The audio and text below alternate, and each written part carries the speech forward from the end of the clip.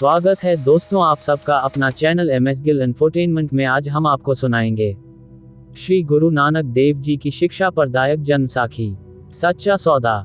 गुरु नानक अक्सर विचार और गहरे ध्यान में खोए रहते थे। उन्होंने सांसारिक चीजों में कोई रुचि नहीं दिखाई। उनके माता पिता चाहते थे कि वे सांसारिक जीवन जिएं, इसलिए उन्होंने सुलखनी से शादी कर ली। लेकिन इन बातों से गुरु नानक के जीवन में कोई खास फर्क नहीं पड़ा। एक दिन मेहता कालू ने खुद से कहा, हो सकता है उसे व्यवसाय में रुचि हो तो वह उसे दुकान के लिए सामान खरीदने के लिए शहर भेजे। फिर उन्होंने गुरु नानक देव जी को ये कहते हुए 20 रुपये दिए, एक साथी के साथ चूहड़खाना जाओ और कुछ सामान खरीदो जिससे कुछ लाभ हो सके। गुरु नानक देव जी एक सेवक के साथ चूहड़खाना की ओर चल पड़े। रास्ते में एक घने जंगल से गुजरते समय उन्होंने कुछ साधुओं को देखा और उनसे मिलने के बारे में सोचा। साधुओं से मिलने पर गुरु नानक देव जी को पता चला कि वे कई दिनों से बिना भोजन के हैं। उन्होंने खुद से कहा, मुझसे एक लाभदायक सौदा करने के लिए कहा गया था। ये साधु बहुत भूखे हैं।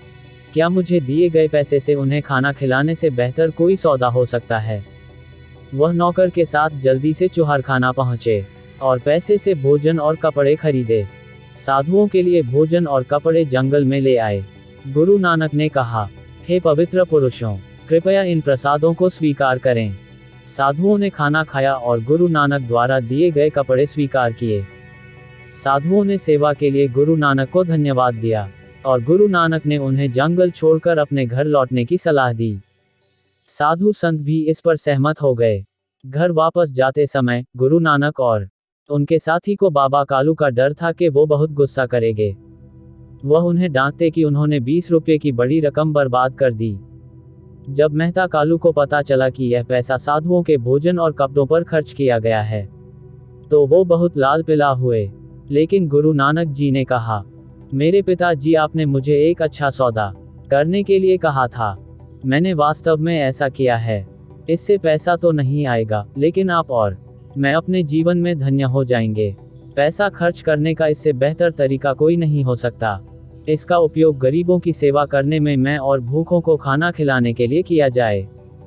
गुरु नानक देव जी को पैसे की परवाह नहीं थी, न ही उसे इस बात की परवाह थी कि दूसरे लोग क्या कहते हैं। वह अक्सर ध्यान में डूबा रहते थे। कालू जी ने मन ही मन कहा, वह यहाँ किसी भी काम में कम दिलचस्पी लेता है, क्यों न उसे उसकी बहन नानकी के पास सुल्तानपुर भेज दिया जाए। हो सकता है वह वहाँ बेहतर काम कर सकता है। श्री गुरु नानक देव जी की दार्शनिक जन्म साखियाँ सुनने के लिए बने रहिए हमारे साथ। अपना कीमती समय निकाल कर साखी सुनने के लिए बहुत धन्यवाद दोस्तों। एक नई साखी के साथ हम आपको कल फिर मिलेंगे। वाहे गुरु जी दा खालसा, श्री वाहे गुरु जी दी फतेह।